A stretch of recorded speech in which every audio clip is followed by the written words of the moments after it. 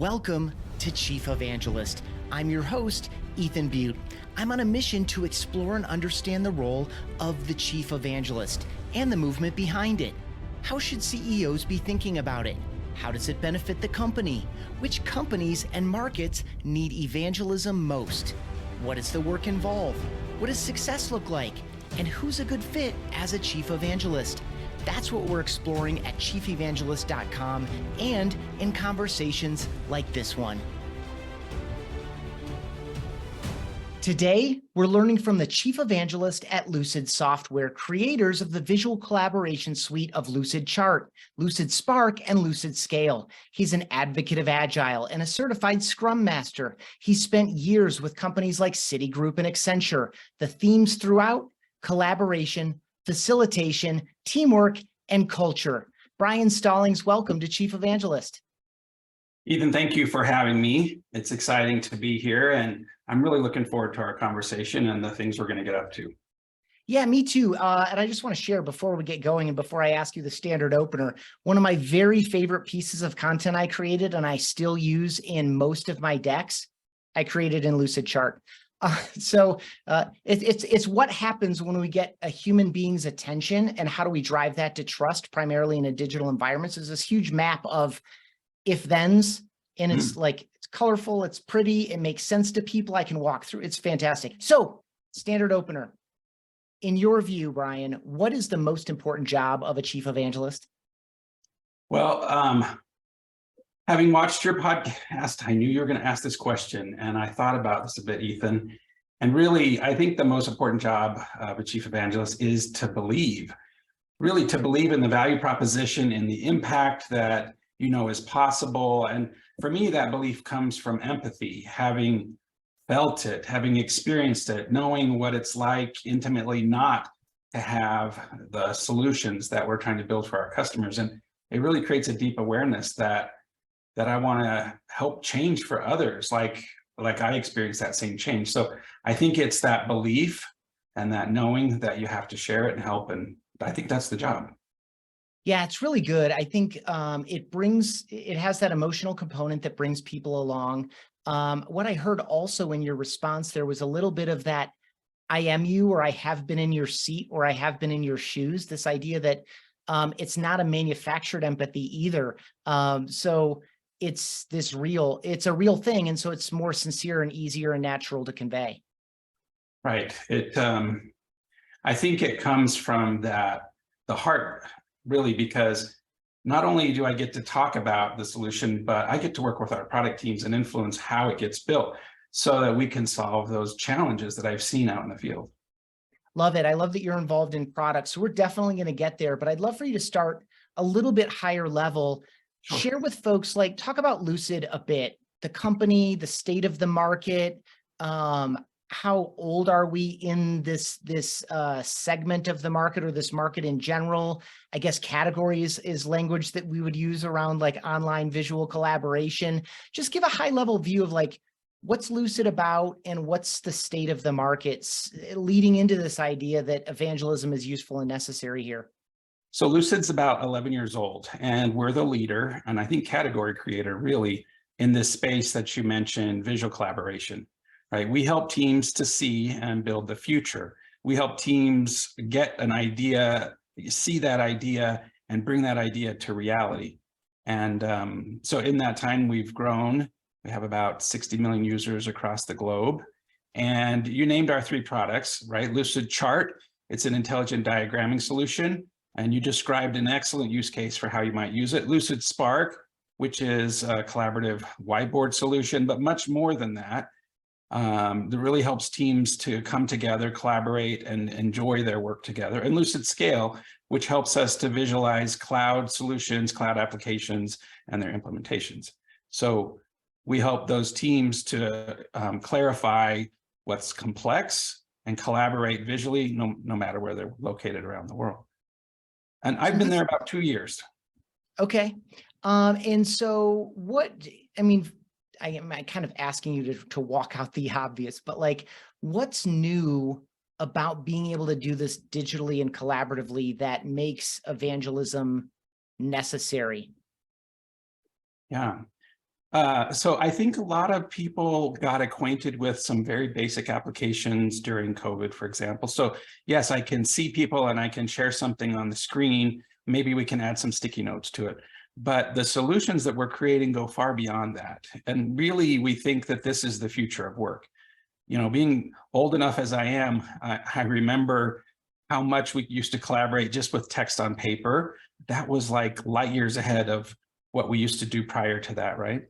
And now we're making that other leap far beyond that, where we can really come together in collective and intelligent ways, saving ourselves so much time in order to share ideas, come together, make a decision, have alignment around the idea. There's so much power that's possible. Yeah. So for you, why do you think, because I am where I am in my head, and the reason I'm struggling to get it out is like, got a few ideas that are intersecting here. One of them is this idea of 60 million users around the globe. You don't get to 60 million users around the globe without some degree of contagion. I think the language we're using for it is product-led growth. This idea of, you know, any collaborative software is better when there are 5 people than when there are 2, you know, in a group. So it's got this kind of, I hate the term, but it's got like a virality or a product-led aspect to getting, because you don't hand sell 60 million seats. And I assume you're not selling them in blocks of 1 million, although I'm sure you have some very, very large accounts. Why, this is my long buildup to, you know, if the product itself has benefits from people inviting other people, and I'm sure, and I know from using it, the product experience allows you to invite other people into the experience. Why a human being assigned to the idea of evangelizing this future of work? I know that's a really big question, but like in your experience and in your mind, what are the benefits of a human being being tasked with helping spread this point of view about the future of work and the importance of digital collaboration and visual collaboration? Well, I think what I bring in the conversation that I have with customers, for example, is creative application, right? We find that customers love and invite others into the product, but they may not really understand the extent to which they can apply the product. For example, you mentioned Agile. There are customers who might understand that, well, we can get everybody together and do a quarterly planning, and then they may not come back to the product until the next quarter. But when I start to talk to them and tell them stories and show them examples, I was a user long before I came to Lucid. They start to say, oh my goodness, we could use this in so many ways we hadn't considered. And it becomes a daily thing that they're using after that. And you really can't convey that except through storytelling and demonstration and examples. And then it becomes viral, right, for folks. Yeah, I love that you've already forecasted where we'll go in a couple of minutes, which is this. You've talked about working internally. You've also talked about collecting and supporting customer stories. I can absolutely empathize with what you shared there. Like, so in our space, video messaging at BombBomb, you know, a lot of folks come to it. A lot of it's being bought and sold, and a lot of virality around it is around sales applications, specifically prospecting. But it's literally the tip of the iceberg. Any message people are sending may include a video message, and it might really benefit from it. But to your point, they've come to it in a particular way and they view it in a particular way. And there are lots of means of broadening people's perspectives so that we can generate buy-in, generate some excitement, and get them to change their behavior. You've mentioned 2 things that tee up kind of what I would love to hear about, which is you said you've been there for about 2 years and that you were a customer or a user before you joined the company. Talk a little bit about that. How did they find them? Or sorry, how did you find them, or how did they find you? And is this the first evangelist role in the organization? Like what were you and they trying to solve by putting you in this position? Yeah, good question. It is an interesting story how I came to the company. Great. So help pull that out of me. So I was a user of visual collaboration tools beforehand, and I had used all of the competitors, and I hadn't really heard of anything other than Lucidchart, but I was mostly using the Canvas products as a consultant. There was a need that I saw in the product that didn't exist in any of the products. And I didn't have any real connection with any of the executives who could help make that product a feature.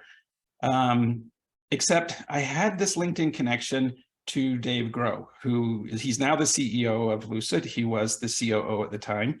I didn't know him personally, but I had seen a message from him about how great it was as an executive to have to work in an industry where he could have a non-negotiable, like baseball practice with his son on Thursdays at 3:30. It just seemed like the kind of message that should be elevated by somebody whose mission has been to bring humanity back to the workplace. That's really what I've seen as my personal mission. So I just championed his message and said something to elevate it on LinkedIn. And next thing you know, he had contacted me. And a few months later, I saw that contact say, I'm happy to announce this new product, Lucidspark. And so I was like, what's Lucidspark? So that was really my first introduction to the product. And so I sent him a feature suggestion through LinkedIn, and he contacted me and said, let's talk about it, which turned into an interview. And then that was full court press until I was inside as an employee. And you asked, was that really the first evangelist? I think Dave still is an evangelist.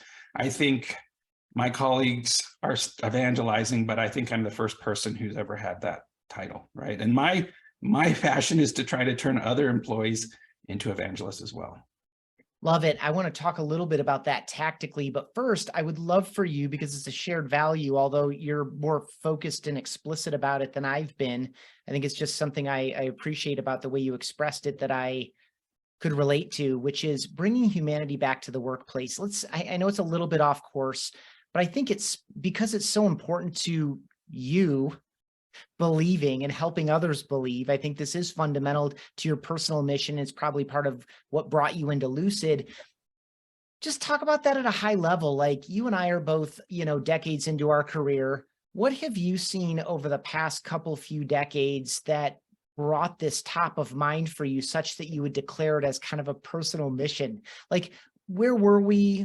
Where are we? What are some of the missing elements? Like, what's gone sour, or what stands to be improved in the way that we're working, so that we need to say something like, because it's sad and exciting at the same time to hear bringing humanity back to the workplace. Just share a little bit about that. How did that become so important to you, and what are some of the factors that are driving it? Well, it became a big passion for me when I learned about Agile software development, right? And I learned about it in 2003, and I was working in an organization where we dramatically changed the way we worked when we brought in empowered teams that had something to say about the way that they worked, and where we focused on building those teams that could really take ownership of their work, make decisions together. And as leaders, we started getting out of the way of the teams and focusing on removing impediments that were in the way of the teams. So that became a passion for me because, as a guy in projects for all those times in places like Citibank, it was just heartbreaking to work the way we had in the past, to give your weekends up, to give your evenings, and then find that little value resulted in the end, right? So that's where that started. And I found that when I could help clients transform and do better, work better, that their lives became better, right? If your job is better every day, you go home and you love your family easier, you kick the dog less, you have fewer heart attacks and divorces, and look at all the good that we can do if we can make work better. So that's been my focus all these years. So good. I really appreciate it. Now it makes me understand how well you connected with that post about being at a son's baseball game. Okay, so you two connect, you have this conversation, you're being drawn into the organization. What was the concept of the role at the time? Was it always Chief Evangelist, or was it something else that you wound up naming Chief Evangelist? Talk about the title and the role and how that formed from the initial conversation. Yes. Okay. So in that meeting was the Chief Marketing Officer as well. And the thing that he said to me that got me addicted about the idea of coming to Lucid was, he said something like, all this stuff that you've been doing as a consultant for all these years, working with executives to help transform their organizations. You've been doing that at a very high daily rate that only certain organizations can afford. We want you to come here and we want you to give away all that good stuff for free. And as somebody who's trying to change the world for the better, an invitation to come in and have a platform to do thought leadership and to work with organizations. I mean, our products are amazing, but in reality, people need skills and competencies to collaborate with others in addition to the products. And that's where my sweet spot is. So I can help you learn about facilitation. And if I can work with, such a great team as we have to really, expand that message so that everybody could receive it, that's a change that I was down for. So yeah, from day one, it was come in, be that evangelist. And it was really my first job in a marketing team, Ethan. And so I'm still learning a ton. And as long as I'm learning a ton, I'm loving my work. Awesome. That tees up this idea. I would love to kind of get into at least a little bit of depth on what success looks like. You already conveyed that you're structured inside marketing. How closely do you work with marketing? You mentioned that, you're working a bit with product development or, product owners and managers probably. To maybe guide or provide feedback or insights from the market back into the organization. So I guess to turn that into a question and give you a little bit of direction instead of 10 things to talk about. Talk about how are you structured in the marketing team and how are you tasked? Do you get to generate a lot of your own work? Is it kind of a co-collaboration? Are you honoring part of a broader marketing strategy? Just talk about the marketing piece a little bit. You need to sit in the organization a little bit, but are you just there kind of for the sake of payroll and the org chart and you're a free agent, or are you tied into marketing at some level? Okay, great question. There's so much variety in what I get to do. So yeah, I'm on the CMO's team, right? I'm part of that leadership group. And I work closely with teams like our content team. And we produce thought leadership that goes out in lots of different ways. Some of that goes out as video. So we have a creative team that I work closely with. We have a PR team, and a lot of thought leadership that goes out to publications goes through that work. And in addition to that, I get to spend time with the product organization I mentioned. Sometimes it's look at this UX flow and give us ideas about what you're curious about and how you might use it. Or sometimes it's how does this work out in the world? We've never been in the shoes of the users, but you have. And then I get to work with our sales and customer support teams to really tell stories to customers and talk about how to solve their pains and listen to the challenges they face. So yeah, it's just so many different places. It makes every day different. And yeah, I love it. Awesome. And I can feel that from you because I love the way this is all layered in from your personal mission all the way through, scaling things that you care about and representing not just a product, but also values that that resonate very deeply with you. This is a very specific question. Sure. Talk to me, because it's come up a number of times. Mine is typically ad hoc, like I'll make myself available to people and some CSMs will engage me on a somewhat consistent basis. Others I never hear from. Same thing with salespeople. Some will, ask me casually for thoughts, feedback, strategy, approach. Others will directly connect me to customers, and a couple of them really don't do that. And we're a much, much smaller organization than you are. So how formal is the process to engage with sales and CS folks? Do they request you? Is there like a formal process? Like how do you get engaged with them? And it sounds like it's at multiple stages. So I think we'll just take that as wherever people feel like you're needed and could be valuable, they bring you in. But what does that process look like functionally? I remember when I started, our CMO said, be careful because you're suddenly going to become everybody's favorite collaborator on their sales call. And so at first, the request was, if there's an opportunity with a client, let's work it through a senior sales leader who can make decisions about where we should have you spend your time. And so the requests were infrequent, I think, at that point, right? And there was just me, so it was plenty for me to work on. But over time, I got to know more and more people. And so now requests come in sometimes more than I can handle. And I'm actually thinking about how do I better formalize things, Ethan, because it can get a little chaotic. And I love to say yes, not no. So I would say a lot of times it comes through building relationships. And I teach some internal classes. And as I got to know people through these classes, then suddenly they're like, oh, I know who you are. You're not a stranger to me anymore. Could we work together? And that's often, those relationships are often how I work with internal sales teams as well.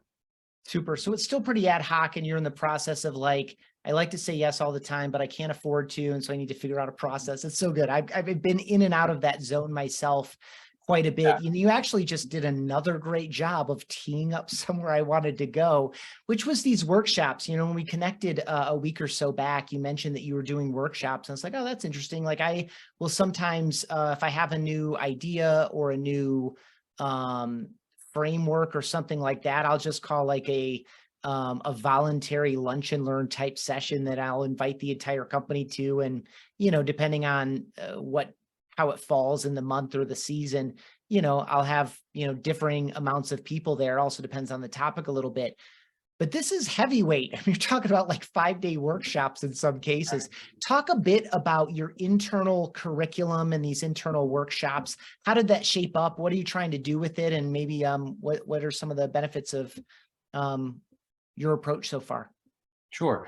Besides people feeling like they know you and reaching out and engaging you with customers. Right. So you mentioned this in the introduction. So I've been what's called a certified Scrum trainer for 17 years. So that means for all that time, I've been teaching curriculum about software development and how to be effective as a team. And it's a course that carries a credential, right? And so having taught that all this time, when I came to Lucid, I realized there were so many people who didn't understand how teams build. And if we're a product that's to help teams build and see the future, right? See and build the future, then it helps if we understand really how the building happens. So I started offering these classes. So one is specifically about Scrum for teams, and the other one is about the role of a product leader within an Agile team. And the way they're structured is I teach them 5 days in a row, once a month, and they're about a half day long. And so people get quite a lot of learning, and they get that credential, they certify by the end of the class. So now I see people all the time having conversations and saying, the things that I learned in class, I was able to talk to the customer about. This mystery is like, I understand it so much better. And not only that, but at home on Saturday, my family and I made a backlog of what tasks need to be done. And it's working for me at home as well, right? So lots of great benefits from these workshops. It's awesome. That also ties back to the beginning where you're like, people are doing this one thing, but they can do so much more. Same thing with Agile and Scrum. I guess before we go forward, just out of courtesy for folks that aren't super familiar with these concepts, I think a lot of people are, but also a lot of people aren't. Give us a little bit of definition around Agile and then around Scrum. Just give the basics, like, what is this? Why does it matter? How is it different than the way people were doing things before? So the way we used to build products back when I worked at Citibank was very prescriptive. You had to do certain steps in certain order. And most of that was you did a lot of planning up front before you ever built anything. And then you built the whole product at once and then shared it with your customer. And that might take a year. And by that time, your customer's like, wait a minute, what I asked for a year ago, I don't need the same thing anymore because the world has changed. And that's where I mentioned, it broke our hearts to have spent our nights and weekends building something that our customers didn't love. So as things got more and more complicated, we started looking at how do we work in a way that addresses the change, the complexity. And this is where Agile practices started to emerge. And so Agile's about that ability to be nimble and flexible, and we change along the way, right? We work in small increments that in Scrum we call sprints. And maybe it's 2 weeks long, and then we check in and get feedback. How are we doing so far? We get a little bit of feedback and we say, okay, we'll work another couple of weeks. How is this looking so far? And allows us to steer. It's kind of like thinking about taking a sailboat offshore. You don't just set the course at the beginning and sail for, hours or weekend and assume that you're going to get to your destination. You're making constant course corrections. And Agile's all about helping teams be able to do that. I think one other thing we mentioned, Ethan, is it's also not about somebody up on high driving and directing, but it's about empowering the teams to see what they need to build, working closely with the customer and making those changes along the way. So it's a dramatic change in how we work. And it's one that's brought that humanity back to the workplace, the joy back. And so it's something that I'm evangelizing right here as well, I think. Awesome. And I would just assume that in the 2 years that you've been inside the organization and doing these workshops, you've probably seen a lot of teams adopt it that may not be doing it in other organizations that don't have a resource and an evangelist like you. It's a really great observation. So Lucid Software teams have been doing Agile before I joined, but all these other parts of the organization wanted to start learning how to do it, right? So I have more than 50% of my participants have been from sales or the revenue side of the organization. And I'm hearing things like, oh, our CS team is now using sprints in order to organize our work, or marketing teams are trying this out, or even our talent acquisition team has gone crazy and they're doing things with Agile. And they're doing them in our products, which is amazing too. And so it's been really great. Awesome. Yeah. I mean, product and dev have been very familiar with these concepts for a long time. Agile marketing has been more common as a term, certainly more common than talent acquisition or sales agility. That's awesome. It's wonderful to hear. This is a different direction. How do you know you're being successful? Like what does a good day or a good week or like when you finally take a week off and go create some distance and you maybe find yourself reflecting at some point, because none of us can truly unplug, at least not immediately, from our work. Like when you reflect on some period of time, a day, a week, a month, a quarter, whatever, what does success look like to you, and how specifically measured is that, or is it not at all? Because last thing, I know I ask layered questions and I qualify the heck out of them, and I'm about to finish this one that way too. It sounds like you were recruited in by a CEO and a CMO that clearly saw value in your point of view about the world, your ability, what you've been doing. So this sounds like one of those high trust environments that doesn't necessarily call for, I need to see the activities and I need to see the results. And so where are you on that scale from very specifically measured success to it just feels successful and we're getting a lot of positive signs and positive feedback, and people are requesting my time and they're saying good things about it, so this all feels good to everybody and we're just going to keep going? Well, great question. It's something I think about a lot, really, because I meet regularly with our chief marketing officer, and my goal there is to be as transparent as possible about what I'm doing, and then make it so that he can see and steer if he sees the need to. And so that relationship is really what helps me make choices. I ask for ideas and the like, and then I pay attention to a few things that he's asked for. Like, he's interested in a few things about how much I'm speaking and how much thought leadership goes out, and so I track those things and share that information with him. But there's not a lot of formality beyond just having a conversation regularly that's transparent.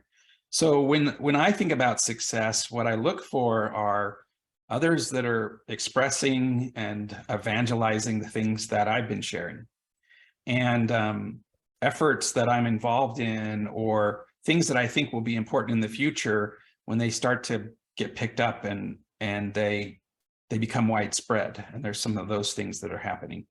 And then finally, just the feedback from customers, to be able to share with a customer and blow their mind and have them want to sign up or share licenses with others, really is another metric that I look at. So those are the things that I pay attention to. Awesome. And it sounds really about right. It sounds consistent with a lot of other folks where it's difficult to say, I did this, therefore that happened. But there are some things we can pay attention to. And then there are also some that qualitative feedback I think is really interesting too. You've mentioned a couple of times and you've already just shared a few examples, but this making other evangelists, right? And I can hear this being broader community members, maybe as customers. Certainly there's evangelism of Scrum and Agile internally. I've heard that. You're evangelizing and other people are, visual collaboration in general. Is there anything you look for to say, oh, look, there's a new evangelist? Is it just someone, in my mind, it could be something like someone using language that you use all the time, or a metaphor that you use all the time to help someone understand. Like, what are a couple of the signs where that you've lit someone else's torch and they're carrying it forward? Yeah, I think you're right on that. Those are two great examples. So I shared earlier an example of sometimes we help people understand that these products could be vital to your day-to-day work. Why only try to solve a problem when the problem's really, really large? See the value that would happen when it's just within your team. So for example, I talk oftentimes about how teams are, after COVID, we're still the same people. We're still working on the same problems.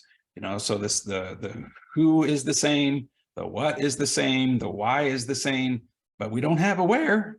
The where is gone, right? Where so many of us are working remotely or with teams that are distributed. And so Lucidspark has become the digital where for people. And so I talk about that message all the time. I show people an example of what your Lucidspark board could look like. And suddenly it catches on fire, like you said. It's like it becomes a torch and you start to see it everywhere. And you start to see your simple idea became so much more beautiful when people elaborated on it. And so that's an example of when you've got an idea and you say, this is something people should pay attention to, and then it pops up everywhere. Really good. So this category, you're 11 years in as an organization.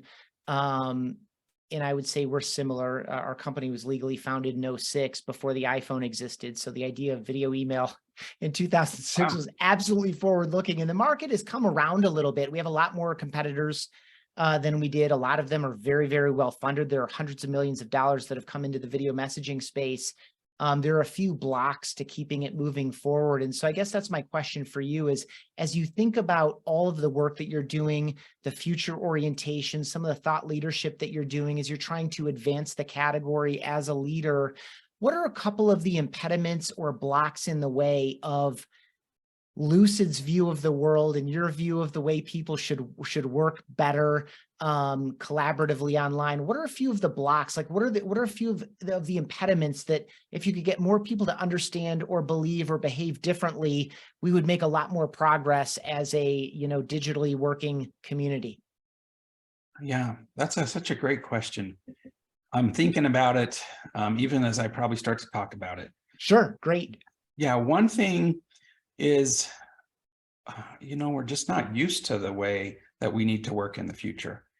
For example, being really good at choosing when we're going to meet and when we can work asynchronously is a thing that we're all trying to figure out. Some people have really leapt ahead and they become really great at defining what's a successful way to mix the two. And others are still stuck in meeting hell, really. I mean, meeting all the time, all day long, and they don't get a moment to work. So there are things like that tools like Lucidspark and Lucidchart allow you to do that you just don't have a lot of experience with. And so it's the stories that we start to tell, it's the examples that we start to show that help people say, oh, let's try that out, right? So, but that's change. That's change, and change is hard for us as people, and it takes time.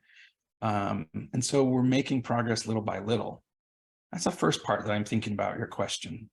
Yeah, that's great. I mean, this idea of when to be, I mean, this is it. I mean, I think all of us, especially people that are kind of plugged in, spending time on LinkedIn, investing in themselves through podcasts and other content, book reading, reading leading journals and things like that. We all know the pieces that are on the table, but I think one of the roles that we can play as evangelists is one that you just walked out there, as simple as it's hard to know when to work synchronously and when to work asynchronously, because there are benefits to both, and they both have different strengths and weaknesses. And just because we've had this ratio of synchronous to asynchronous throughout our careers, and it's just baked into our rhythm and our expectations and our norms, and we take it for granted, if we can create a little bit of belief about being reflective before we schedule that meeting and put it on 8 people's calendar, that kind of thing. It's really good. That's a fantastic response. I don't expect that you expected to be a chief evangelist. I bet 5 years ago you weren't like, I know what I'm going to do. Oh. I'm going to be a chief evangelist. And you've obviously been exposed to and obviously actively participating in what it can be. And you're doing it alongside a couple of leaders that had a vision for it. And so with that, I'd love to know any thoughts you have for other executives or leaders or founders who are doing, let's just generically bucket as innovative work doing something that is, uniquely new that may lend itself to evangelism. How should other leaders and executives perhaps be thinking about when or whether or even who with regard to evangelism? Well, it's an interesting question, because I feel like once I understood the role, I realized I'd been evangelizing, for the last 17 years. So finding something that people didn't have that would make their lives and their work so much better, and then introducing it to them and helping them through the change curve till they could really own it. And then when I realized that, I thought, okay, well, I can talk about visual collaboration. I can talk about team collaboration. I can talk about all of these things that are part of what I do now. And it feels so connected to what I used to do. And so what you're asking, like, what technologies, I think AI is a big thing that we're trying to figure out, that we see people evangelizing. I think things like virtual reality, we're still trying to figure out. I'm still trying to learn about blockchain. And so I talk to people about how these new technologies are coming. And sometimes I do that kind of evangelism as well, right? Having worked in technology organizations for almost 2 decades, people will ask me, well, what is digital transformation? What is agile transformation? What is cloud migration? And I've had opportunities to evangelize those topics internally, because oftentimes those are the engines that drive the adoption of new technologies. And so you want your organization to understand them and see how they're a part of our customers' lives. And maybe they've never lived out there in technology organizations. So that's another area that I do evangelism about. So I follow evangelists for that same reason. Yeah, really good. I mean, what you made me think about, especially with the examples that you listed off there, I think, and I'll ask for your experience on this too. I feel like I've experienced some degree of credibility and authority around those emergent fields, but I've also experienced a lot of what feels like BS or hype, or like, I'm not so sure that this person's motivations or even that their understanding are how they're presented to be. Like, it feels like early stage stuff is ripe for potential manipulation. I think we're all looking for, and by that I just mean people steering the conversation in a self-serving and perhaps not fully mutually beneficial direction. I think when we sense someone with a degree of credibility or authority, we maybe assign them an evangelist role in our minds without necessarily calling them that. Yeah. What comes to mind as you talk about that is the first time I heard anybody talk about the metaverse. And I was like, I think somebody's setting themselves up for a future business here. But people thought that probably when they first heard about the internet. So it's hard to know what the future will bring. I just am a curious person, I think. And so I try to take in what I can and understand it, and try to help simplify that for others. Love it. I mean, that's another essence of evangelism. Take what you're learning out of pure natural curiosity and simplify it so other people can understand. Really well done. Advice for other people who find yourself or want to put themselves in a situation that you were in a couple of years ago. Someone that's like, I haven't done evangelism work, or I perhaps even, not that evangelism is marketing, but a lot of I am, and you are, and a lot of the other folks that have been on the show are positioned adjacent to or even within marketing. I report to a CMO as well.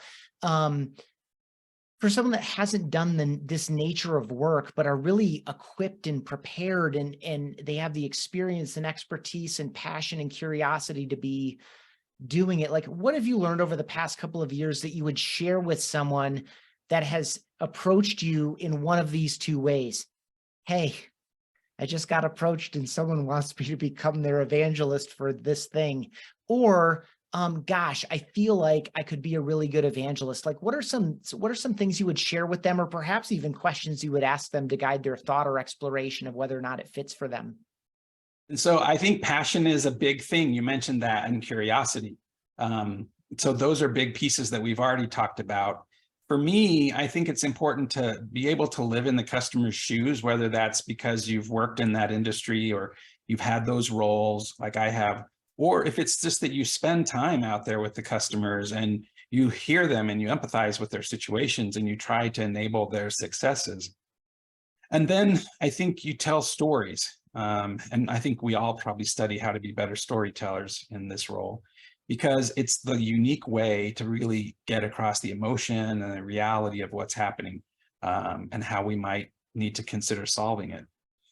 And then it comes down to winning hearts and minds, I think. I think some of the best evangelists that I've seen or that I work with are the ones that do that torch igniting, right? Through their conversation and their obvious support, empathy, camaraderie for the individuals they're trying to support. It's like, you care about what we're trying to do here and you're trying to make it better for us. I mean, that wins hearts and minds, I think. And it just lights the place up. Like, nobody does that for us, but you're here to do that for us. Yeah, I love it. This is all subconscious and constant. We're all looking for this. And when we find it, we know it when we find it. And I sensed it from you just as we started getting going on some of these themes and topics. Last question before my standard closing question, which I love, and I've learned so many different things about different people through it. And I think you probably already know it's coming too. I want to talk about both sides of, I think we connect and communicate and light people up and learn. And what I'm teeing off here is your mention of really spending time with the customer and understanding the customer, especially if you haven't been the customer. So for example, I do a ton of work with people in the spaces of mortgage, financial advisory, insurance. I've never sold those products. I've bought or sought those types of services before. So I need to like immerse myself in their situation, not having been in their situation, so that I can prescribe and really discover, diagnose, and prescribe, where and how video messages can be beneficial for them. So the question is, how often are you getting out physically to spend time with people? Because it comes at the expense of things like baseball games. It cuts both ways. It's like, it's super, super valuable for that customer empathy and learning and understanding. How do you look for, create, or evaluate opportunities to, fly halfway or all the way across the country or perhaps to another continent? The way that our products work allow us to spend time with customers instantaneously, right? And we can be collaborating with them within moments. And the products really create a really rich environment to do that. However, there are times where I really want to be with a client because something significant is happening and we want to celebrate that with them, or we have an opportunity to have a conversation that it's really the best way to have that conversation. And so those are places that I really look for guidance within our team and talk about, okay, what's the opportunity here? And we're always looking for how to achieve the best value. And is this the best way to spend our time or not? So I think you hit it on the head. If I was new to a lot of these roles, I'd be out there in the field a lot more. But because I have that experience, I'm trying to spread that knowledge as much as I can with others. Yeah. So hopefully that's a good mix, and hopefully I'm hitting the right mix of value. Yeah, it sounds right. You're definitely thoughtful about it. And that's the key to, I think, at least moving towards success. Sounds right to me.